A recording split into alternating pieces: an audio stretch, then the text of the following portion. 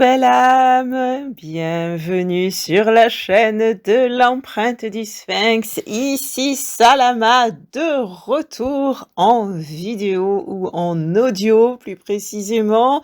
Eh bien déjà dans un premier temps, je te souhaite une merveilleuse année 2023. Alors, nous sommes nombreux à avoir constaté que 2022 était tumultueuse. 2022 nous a beaucoup secoué, apporté beaucoup de transformations. Alors, je nous souhaite en fait à tous et à toutes que 2023 soit plus douce. Et comme je l'ai inscrit ce matin dans les publications, dans le post, eh bien, c'est vrai que 2023 va être une année de vibration 7 et de ce fait, elle va nous ramener à notre intériorité, à notre spiritualité aussi. La vibration 7, c'est une vibration de découverte, de voyage et c'est comme le chariot, c'est, on va avancer, on va entrer en mouvement, mais aussi entrer en mouvement vers notre liberté et se détacher, s'éloigner, prendre du recul aussi par rapport à tout ce qui nous prend la tête, à tout ce qui nous prenait la tête. Donc voilà, on démarre sur une nouvelle année que je te souhaite merveilleuse. Et c'est aujourd'hui pour une astrolune que je te retrouve. Et donc déjà, je te remercie de ton abonnement, de tes likes, de tes partages, de tes commentaires, enfin bref, de tout ce qui me montre que tu aimes ce que je propose, que tu as envie que je continue cette année. Et merci aussi de me montrer et de montrer à YouTube aussi par la même occasion que tu as envie que ma chaîne continue. Donc voilà pourquoi je te dis merci encore une fois pour ton abonnement, tes likes, tes partages, tes commentaires et tout ce qui fait vivre la chaîne. En même temps, les commentaires, ça permet aussi d'être dans le partage avec moi bien sûr, mais aussi avec toutes les autres personnes de la communauté qui grandit autour de l'empreinte du Sphinx. Alors, nous allons parler de la pleine lune en Cancer qui aura lieu la nuit du 6 au 7 janvier 2023 à minuit 07 heure de Paris. Donc, la pleine lune en Cancer, c'est le soleil en Capricorne. Le Capricorne qui est un signe cardinal de terre pour lequel je n'ai pas fait la vidéo lors de la nouvelle lune. Donc ici, je vais quand même te dire brièvement de quoi il s'agit avec le Capricorne. En fait, c'est donc en fait depuis le 23 décembre, enfin depuis le... Je ne sais plus quand est-ce que le soleil est rentré en Capricorne, 21, 22, 21 décembre, ouais, il y a eu le solstice, bon voilà. Donc ouais, depuis le solstice d'hiver et l'entrée du soleil en Capricorne, 21-23 décembre, nouvelle lune en Capricorne, en fait, c'était l'entrée dans l'hiver qui a été marquée, pour ça qu'on parle de signe cardinal, et avec tout ce que nous avons récolté et mis en réserve, mis en silo, si tu veux. C'est comme quand les paysans mettaient les graines dans les silos, c'est un peu l'idée. Alors pourquoi je parle de l'hiver alors que j'habite à La Réunion? C'est parce que je parle de l'astrologie tropicale et qui est basée sur l'hémisphère nord.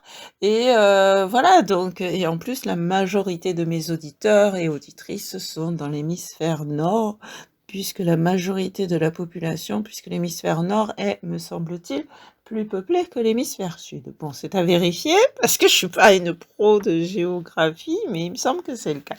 Bref, en tout cas, c'est l'option que j'ai choisie, parce que moi-même aussi, je suis née dans l'hémisphère nord, avec un soleil en Capricorne, qui plus est. Donc, c'est bientôt mon anniversaire, mais on y reviendra.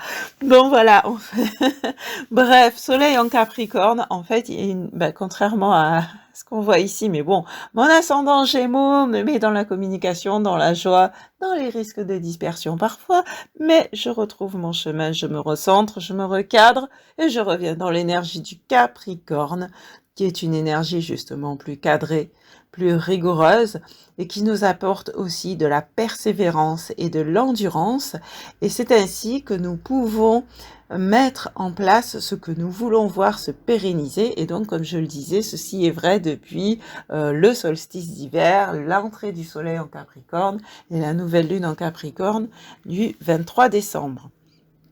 Et avec la pleine lune en Cancer, qui a donc lieu la nuit du 6 au 7 janvier, vendredi 6 au samedi 7 janvier à minuit 07 heure de Paris, cette pleine lune donc va nous permettre de faire un premier point sur justement sur ce que nous avons commencé à mettre en place depuis la nouvelle lune en Capricorne, mais aussi sur ce que nous avons lancé aux alentours de la nouvelle lune en Cancer qui a eu lieu le 29 juin, donc qui a fait là ça fait la demi-année du Cancer en quelque sorte.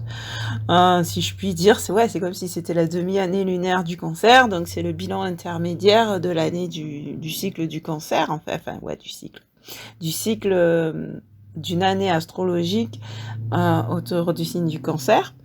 Et donc, finalement, ça nous demande où est-ce que nous en sommes par rapport à notre intériorité. Et donc là, je rappelle qu'en plus, l'intériorité va tenir une place importante lors de cette année 2023, année 7. Pourquoi je dis année 7 ? 2 plus 2 plus 3, 2 plus 0 plus 2 plus 3 égale 7. Donc voilà, et donc notre intériorité, où en sommes-nous par rapport à notre intériorité ? Sommes-nous à l'écoute de notre ressenti ? Sommes-nous à l'écoute de nos émotions ? Et de quelle manière ?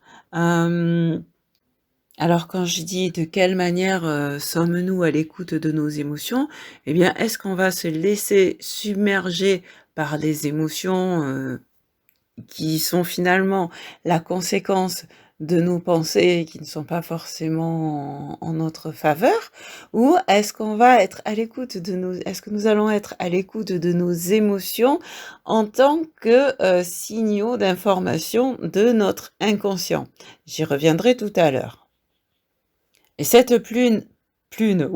cette pleine lune en Cancer met aussi en lumière notre rapport au passé. Et donc là, on parle encore d'émotions. Est-ce que nous sommes nostalgiques quand on pense au passé ? Est-ce que nous sommes rattachés à des croyances limitantes qui viennent de notre famille, de nos ancêtres, des croyances transgénérationnelles ? On en avait parlé déjà en 2022, mais voilà, ici on se pose encore la question puisque la pleine lune met en lumière cette partie-là. Et alors, sinon, justement, est-ce que nous avons déjà libéré ces croyances limitantes ? Et auquel cas, est-ce que nous savons utiliser le passé de manière positive cette fois-ci pour reconnaître nos ressources intérieures ? Alors, je m'explique. En fait, c'est par exemple quand tu te trouves face à une situation où tu te dis « mais j'ai l'impression d'être bloqué », tu peux repenser à ce que tu as vécu par le passé de similaire et à la manière dont tu t'en es sorti et te dire « donc, je m'en suis déjà sorti, j'y suis déjà arrivé, je peux encore m'en sortir, j'ai cette ressource en moi, je puise cette ressource et je m'en sors et j'avance et je gagne. Yes, I am a winner. » Ensuite, pendant cette pleine lune, il y a Uranus qui est toujours rétrograde dans le signe des Taureaux, qui est en aspect favorable avec cette pleine lune. Donc pour la partie technique, elle forme un trigone avec le soleil en Capricorne, puisque ce sont deux signes de terre, donc du même élément, et elle forme un sextile avec la lune en Cancer, puisque ce sont deux éléments différents, mais de la même polarité, à savoir la polarité yin, la polarité féminine. L'eau et la terre étant de polarité féminine, l'air et le feu étant de polarité masculine. Et donc Uranus, rétrograde en Taureau, en aspect favorable avec cette pleine lune, va nous permettre de nous connecter à nos valeurs profondes, Taureau, et à nos ressources intérieures. On y revient. Et ça va nous permettre d'observer aussi quels changements Uranus, nous avons encore besoin ou envie d'effectuer pour être plus en accord avec nos valeurs. Uranus rétrograde, on est encore en réflexion. Ces changements, on peut aussi les faire à l'intérieur de nous. Et quand Uranus reprendra sa marche directe, on pourra de nouveau mettre en action, en fait, ancrer dans la matière ces changements. Et cette introspection se fait en étant à l'écoute de notre sensibilité. Lune en Cancer, sachant que la Lune est l'astre qui régit le Cancer, donc elle est en domicile, donc c'est d'autant plus renforcé, cette sensibilité est vraiment renforcée. Et on verra par la suite je veux dire lors de la prochaine astrolune, mais c'est déjà un peu vrai aujourd'hui, que le Neptune est en trigone avec le Soleil, enfin va bientôt être en trigone avec le Soleil, et ce qui fait qu'il est, non pas en trigone, en sextile, pardon, mais ça reste un aspect bénéfique, enfin un aspect favorable, et ça va aussi renforcer cette sensibilité. Voilà pourquoi j'en parle ici un peu en avance, parce que ça commence déjà à être vrai. Ensuite, il y a Mercure rétrograde qui se trouve dans le signe du Capricorne, en conjonction avec le Soleil, ou quasi, presque à peu de choses près, en conjonction avec le Soleil, et donc avec les mêmes aspects à Uranus et à la Lune. Et ici, il est encore question d'introspection, planète rétrograde, mais plus particulièrement de communication interne. Mercure étant la planète de la communication, ça va être la communication interne. Et ça va nous permettre de structurer, Capricorne, structurer nos pensées, Mercure, et de comprendre de manière plus concrète les informations que notre subconscient nous transmet avec la Lune en Cancer. Ces informations du subconscient ou de l'inconscient dont je parlais tout à l'heure. Ensuite, c'est lundi 9 janvier à 16h16, heure de Paris, heure miroir, tadam. Vénus, dans le signe des Verseaux, en réception mutuelle avec Uranus en Taureau. Quand je dis réception mutuelle, c'est parce que Vénus est la planète maîtresse du Taureau, Uranus est la planète maîtresse du Verseau, et donc là, ces deux planètes se sont inversées les signes. Et donc, ça va ici nous questionner à nouveau sur nos valeurs, mais ici plus en rapport, avec en plus, un rapport au collectif, le Verseau. Et donc, les questions, ça va être, quelles sont mes valeurs par rapport au collectif?